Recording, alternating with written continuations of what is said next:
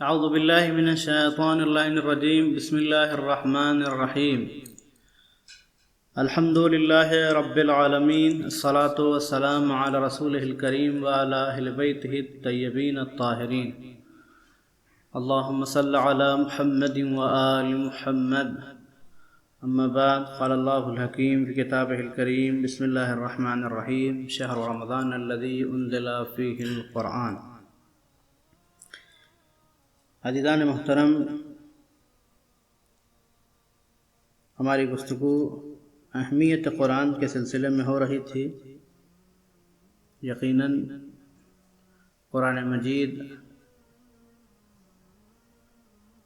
مسلمانوں کا سب سے بڑا خزانہ ہے۔ عالم اسلام کے لیے امت مسلمہ کے پاس اگر کوئی سب سے عظیم خزانہ اور سب سے بڑا خزانہ اگر کوئی ہے تو وہ ہے قرآن مجید۔ اور اس کے علاوہ دوسرے مذاہب میں جو بھی کتابیں تھیں وہ کتاب آج ان کے یہاں نہیں ہیں، اگر ہیں تو اس حالت میں نہیں ہیں کہ جس حالت میں خدا کی طرف سے آئی ہوئی تھیں۔ قرآن مسلمانوں کے لیے ایک عظیم خزانہ ہے اور قیامت تک کے لیے معجزہ ہے۔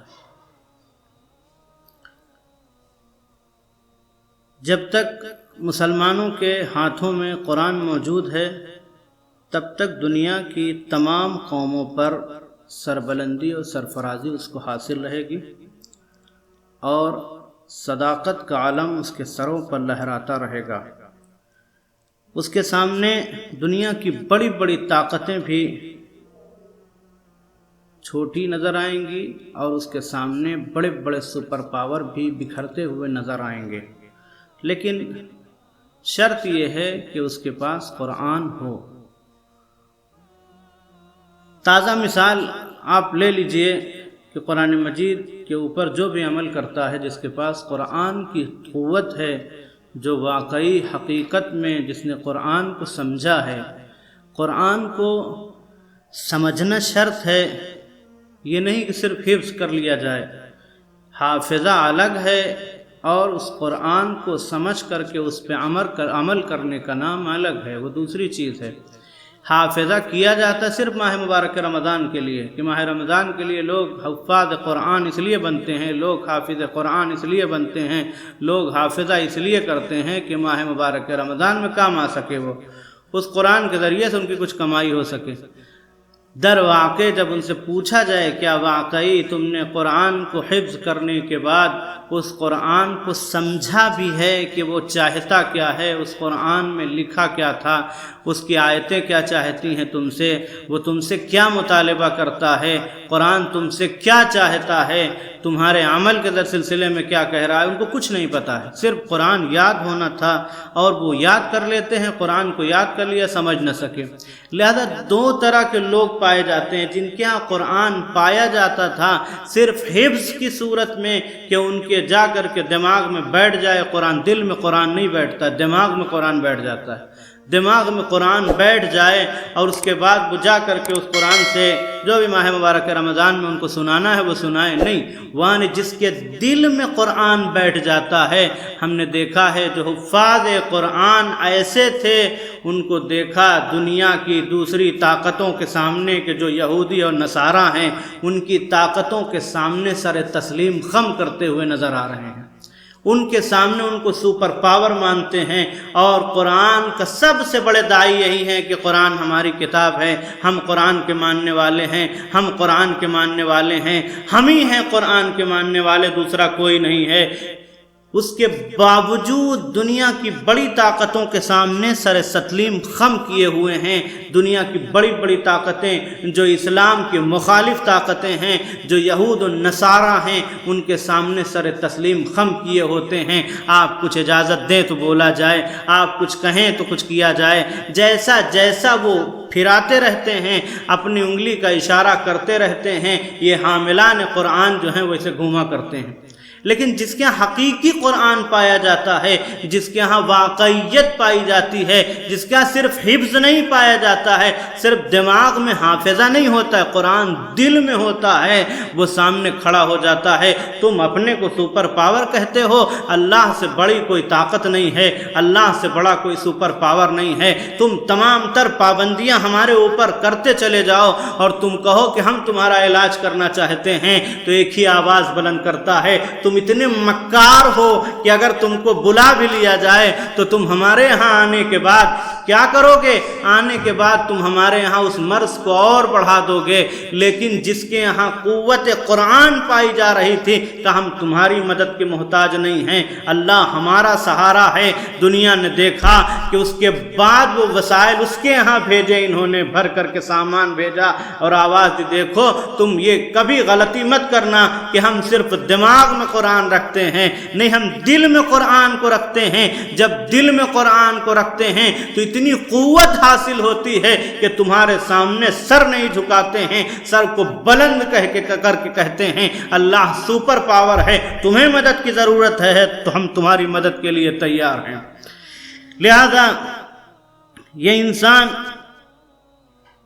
یہ قرآن مجید پر عمل کرنے والا، یقیناً جب انسان کے دل میں قرآن اتر جاتا ہے تو پھر قرآن اس کو اتنا بلند کر دیتا ہے، اتنی بلندی پہ لے کر کے جاتا ہے کہ پھر انسان کسی بھی بڑے سے بڑے سپر پاور، بڑی بڑی طاقتوں کے سامنے سر نہیں جھکاتا ہے۔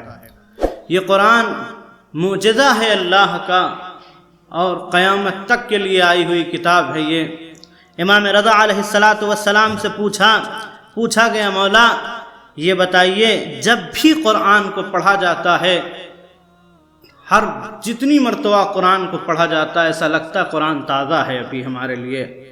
آپ نے جواب دیا، اس لیے کہ خداوند عالم نے اس قرآن کو ہر زمانے کے ہر انسان کے لیے بنایا ہے، کسی ایک زمانے سے مخصوص نہیں ہے۔ یہی وجہ ہے کہ قرآن ہر زمانے میں قیامت تک کے لیے ہر انسان کے لیے تازہ رہے گا۔ جو بھی قرآن کو پڑھنا چاہے گا، جتنی بار پڑھے گا، اسے قرآن میں نئے نئے معنی اور مطالب نظر آئیں گے۔ جب بھی چاہے گا قرآن اور دنیا کی دوسری کتابیں ہیں، انسان اس کو اگر ایک بار، دو بار، تین بار پڑھ لیتا ہے تو اس کے مضمون سے واقفیت ہو جاتی ہے، اور اس کے بعد پھر اس سے کہا جائے کہ تم اس کتاب کو پڑھو، اس کے بعد کہتے بہت پڑھ چکے، اب دل نہیں لگتا اس کو پڑھنے میں، اب نہیں چاہتا دل اس کو پڑھا جائے۔ نہیں، صرف قرآن ایک ایسی کتاب ہے کہ آج تک 1400 برس ہو گئے، لوگ کم سے کم ماہ مبارک رمضان میں تو پڑھتے ہیں، ایک آیت سے لے کر کے آخری آیت تک۔ بہت سے ایسے لوگ مل جائیں گے جو قرآن کو متعدد مرتبہ ختم کرتے ہیں، لیکن کبھی کسی سے پوچھا جائے کہ یہ بتاؤ تم کو لگا کہ پرانا ہے، تو ہر ایک انسان ایک ہی جواب دے گا، جتنی بار پڑھتے ہیں۔ ایسی جاذبیت ہوتی ہے قرآن میں کہ انسان جب قرآن کی تلاوت شروع کرتا ہے تو پھر اس کا دل اگتا نہیں ہے، انسان کا دل اور لگنے لگتا ہے، مگر شرط یہ ہے کہ قرآن کو توجہ کے ساتھ پڑھ رہا ہو، قرآن کو کتاب خدا اور کلام الہی سمجھ کر کے پڑھ رہا ہو، تو یقیناً اس کا دل کبھی گھبراتا نہیں ہے قرآن سے۔ یہ وہ کتاب ہے کہ جس میں ہر شے موجود ہے، ہر طرح کا علم پایا جاتا ہے اس کتاب میں۔ رسول اکرم صلی اللہ علیہ وآلہ وسلم نے ارشاد فرمایا، جو چاہتا ہے کہ اولین سے لے کر کے آخرین تک کا علم حاصل کرے، اولین سے لے کر کے آخرین تک کے بارے میں جانے، تو پھر اس کو چاہیے کہ قرآن پڑھے، اس لیے کہ قرآن میں ہر ایک شے کا علم پایا جاتا ہے، اولین سے لے کر کے آخرین تک اس میں علم پایا جاتا ہے۔ جو بھی چاہتا ہے کہ قرآن کو پڑھے، جو چاہتا ہے، جس کی بھی جہاں جس موضوع کو چاہتا ہے اور جس شعبے میں جانا چاہتا ہے، قرآن اس کی مدد کرنے کے لیے ہر وقت تیار ہے۔ امام صادق علیہ السلام نے فرمایا، جنت میں انسان کے درجے آیات کے مطابق ہوں گے۔ روز قیامت جو قاری قرآن ہوگا اس سے کہا جائے گا قرآن پڑھتے چلے جاؤ اور اپنی ترقی کے زینے پر چڑھتے چلے جاؤ۔ انسان قرآن پڑھتا جائے گا اور وہ کمال کے درجے پہ پہنچتا چلا جائے گا۔ لہذا قرآن پڑھنا کمال نہیں ہے بلکہ قرآن کو سمجھنا کمال ہے، قرآن کو دماغ میں رکھنا کمال نہیں ہے، قرآن کو دل میں رکھنا کمال ہے۔ انسان کے دل میں اگر قرآن پایا جاتا ہے تو پھر وہ ترقی کے زینے پہ پہنچتا چلا جائے گا۔ لہذا جب انسان کے دل میں قرآن ہوتا ہے تب وہ سمجھتا ہے کہ قرآن ہم سے کیا مطالبہ کر رہا ہے، تب جا کر کے اس کتاب کو پڑھنے میں اس کا دل لگتا ہے۔ پیغمبر اکرم صلی اللہ علیہ وآلہ وسلم نے ارشاد فرمایا، ما آمن بالقرآن من استحل محارمہ، کہ ایسا انسان قرآن کے اوپر ایمان نہیں لایا کہ جو اس کے حرام کو حلال بنا دے۔ قرآن کسی چیز سے منع کر رہا ہے اور وہ اس عمل کو انجام دے تو یقیناً ایسا انسان واقعی ایمان نہیں لاتا ہے قرآن کے اوپر۔ لہذا انسان ہمیشہ کوشش کرے کہ دھوکہ نہ کھائے۔ بہت سے لوگ ایسے ہوتے ہیں کہ جنہوں نے دیکھا یہ قرآن بہت اچھا پڑھتے ہیں، بڑی خوبصورت آواز ہے، ان سے بڑا کوئی قاری نہیں ہے، تو پھر وہ سوچتے ہیں کہ یقیناً یہ بہت ہی اچھے دین کے ماننے والے ہوں گے۔ نہیں، قرآن کے ذریعے سے دھوکہ بھی دیا جاتا ہے۔ قرآن پڑھنے والا ضروری نہیں ہے کہ اس کے دل میں بھی ایمان پایا جاتا ہو، کبھی کبھی قرآن کے ذریعے سے دھوکہ دیا جاتا ہے۔ بہترین قاری ہے، بہترین آواز ہے اس کی، اس کے باوجود در واقع وہ قرآن صرف زبان پر جاری رکھتا ہے، دل سے قرآن کا ماننے والا نہیں ہے۔ لہذا انسان کو کوشش کرنی چاہیے ہر ایک حافظ قرآن سے جا کر کے قرآن نہ لینے لگے، نہ سمجھ جائے کہ بہت اچھے ہوں گے، ان کی آواز بہت اچھی ہے، بہترین قاری ہیں۔ نہیں، پیغمبر اکرم کا زمانہ ہے، بہت ہی مشہور واقعہ ہے، اور اس کے راوی ہیں حضرت پیغمبر اکرم کے صحابی حضرت سعید خضری، مشہور صحابی ہیں۔ کہنے لگے کہ ہم پیغمبر اکرم کی بزم میں موجود تھے، تبھی خلیفہ اول اس وقت تو نہیں تھے، حضرت ابو بکر آئے۔ آنے کے بعد کہتے ہیں یا رسول اللہ، میں بھی آ رہا تھا، راستے میں ایک جگہ پر ایک میدان میں ایک شخص نماز پڑھ رہا تھا، اتنی خوبصورت قراءت تھی اس کی، اتنی اچھی آواز تھی اس کی، اتنے بہترین انداز میں قرآن پڑھ رہا تھا کہ مجھ سے رہا نہ گیا، میں ٹھہر گیا تھوڑی دیر، اس کو سننے لگا۔ اس کے بعد پھر آپ کی خدمت میں آیا۔ رسول اکرم نے ارشاد فرمایا تلوار اٹھاؤ، جا کے اسے قتل کر دو۔ انہوں نے تلوار اٹھائی، پہنچے، اس کے سامنے کھڑے رہے۔ اس کی آواز اتنی اچھی تھی کہ آواز کو سننے کے بعد یہ بھول گئے کہ رسول نے کیا کہا تھا، پلٹ کے واپس آئے، ہم سے نہیں ہو سکتا۔ رسول اکرم نے حضرت عمر کو بھیجا، کہا تلوار اٹھائیے اور جا کر کے اس کو قتل کر دیجئے۔ وہ تلوار لے کر کے پہنچے، اس کے سامنے کھڑے ہوئے۔ جب اس کی آواز سنی اور اتنا خضوع اور خشوع دیکھا اس کی نماز میں، توجہ، اس کی نماز میں اتنا خضوع اور خشوع دیکھا تو وہاں سے واپس پلٹ کے آئے۔ مجھے تعجب ہوتا ہے، آنے کے بعد کہتے ہیں کہ اتنا اچھا وہ پڑھ رہا تھا، اتنا خضوع اور خشوع پایا جاتا تھا، اتنا بہترین وہ پڑھ رہا تھا، اس کو قتل کر دوں؟ نہیں ہو سکتا۔ کس نے کہا؟ پیغمبر نے کہا تھا قتل کر دو۔ مجھے تعجب ہوتا ہے ایسے انسان کے اوپر کہ جب بہن تلاوت قرآن کر رہی تھی تو تلوار کے قبضے سے اس کو زخم تک پہنچا دیا تھا۔ اتنا مارنے والا، اپنی بہن کو قرآن کے پڑھنے پہ مارنے والا انسان آج حکم رسول کو پانے کے بعد بھی اس انسان کو قتل نہیں کر رہا جس کو رسول نے قتل کرنے کے لیے کہا۔ کیسا انسان تھا؟ مولا کائنات کی طرف متوجہ ہوئے رسول اکرم، کہ یا علی جائیے اس کو قتل کر دیجئے۔ امام نے تلوار اٹھائی، اس کی طرف بڑھے، جب وہاں پہنچے تو وہ شخص غائب ہو چکا تھا، بھاگ گیا تھا، چلا گیا۔ اس کو اس بات کا یقین ہو چکا تھا کہ دو لوگ تلوار لے کے آ چکے ہیں، چونکہ دونوں اتنی معرفت نہیں رکھتے ہیں کہ رسول کے حکم پر عمل ہو سکے، لہذا ان کے سامنے تلاوت کرتا رہا اور نماز پڑھتا رہا۔ لیکن جب اسے اس بات کا یقین ہو گیا کہ جب دو ناکام ہوتے ہیں تو ایک ہی کامیابی کے لیے بچتا ہے، وہ ہو سکتا ہے کہ رسول اسے بھیج رہے ہوں۔ جب اس نے یہ سوچا تو قبل اس کے کہ مولا وہاں پہنچیں، وہ وہاں سے واپس چلا گیا۔ جب چلا گیا رسول اکرم کی خدمت میں مولا پہنچے، اور آنے کے بعد مولا کائنات نے आवाज़ या रसूल अल्लाह।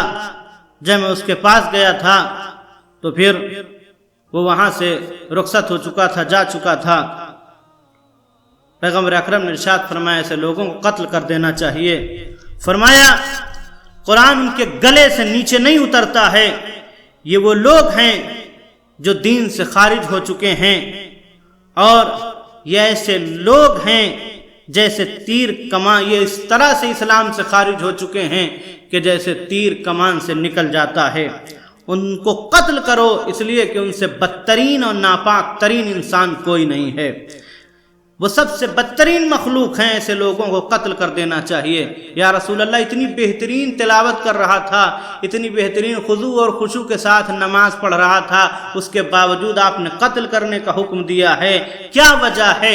वजह बाद में सामने आई, जब नहरवान में मौलाए मुत्तकियान के लश्कर ने उसे कत्ल किया था तो मौला ने सर सजदे में रख दिया था, आवाज़ दी, लोगों को जमा किया, देखो ये वही है कि जो मैदान में बेहतरीन क़िराअत कर रहा था, आज मुनाफिकीन का सरदार बन करके, खवारिज का सरदार बन के मेरे सामने आया था। पैगंबर ने उस वक्त वाज़े कर दिया था कि देखो, ये न देखना कि लहन कितना अच्छा है, ये न देखना कि कितनी बेहतरीन क़िराअत किया करता है, ये न देखना कि कितना जो है वो बहुत खुजू और खुशू के साथ नमाज पढ़ता है, नहीं, ये देखना कि हक़ के साथ है, हक़ के मुकाबले में है, और अगर हक़ के साथ साथ है तो यकीनन खुजू और खुशू भी काम आने वाला है, उसकी नमाजें भी काम आने वाली हैं। लेकिन जब हक़ के मुकाबले में आता है तो न उसका खुजू और खुशू काम आने वाला है, न उसकी नमाज और रोज़ा काम आने वाले हैं। वो आकर के खवारिजों का सरदार बन के खवारिज का और मौलाए कायनात, मौलाए हक़ के सामने आकर के खड़ा हो गया था।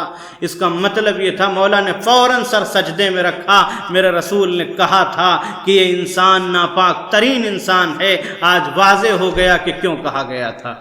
लिहाजा इंसान को सोचना चाहिए कि चाहे जितनी अच्छी क़िराअत हो उसकी, चाहे बेहतरीन क़िराअत का मालिक हो, लेकिन देखे कि इसकी क़िराअत हक़ के साथ है कि नहीं है। सिर्फ कुरान इसकी ज़बान पे है या सिर्फ दिमाग में है, या इसके दिल में भी कुरान उतरा हुआ है। यकीनन जिसकी ज़बान पे कुरान हुआ करता है वहाँ न मोहब्बत अहले बैत पाई जाती है, न वहाँ पर मारिफत हक़ पाई जाती है, न वहाँ पर इत्तिबाए हक़ पाई जाती है। लेकिन जब दिल में कुरान होता है तो मौला के पीछे पीछे चलता है, इसलिए उसे पता है कि हक़ उधर उधर है जिधर अली जा रहे हैं, हक़ उधर ही मुड़ करके जाता है जिधर अली मुड़ते हैं। लिहाजा जब दिल में कुरान होता है तो फिर हक़ के पीछे पीछे होता है, जब ज़बान और दिमाग में कुरान होता है तो हक़ के मुकाबले में होता है। लिहाजा कुरान दोनों तरफ होता है, उनकी तरफ भी कुरान है, इधर भी कुरान है। अब आलम इस्लाम को तवज्जो करनी चाहिए कि किसके कुरान से इस्तिफादा होगा,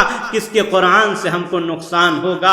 अगर हक़ के मुकाबले वाला भी कुरान पढ़ता नज़र आए तो समझना कि वाकई ये इस्लाम से खारिज है, और अगर हक़ के पीछे रहने वाला कुरान पढ़ता नज़र आए तो समझ लेना कि यकीनन यही हमको फ़ायदा देने वाला है। हमको दुआ करनी चाहिए, परवरदिगारा हम सबको मारिफत हक़ हासिल करने की तौफ़ीक़ इनायत फ़रमा।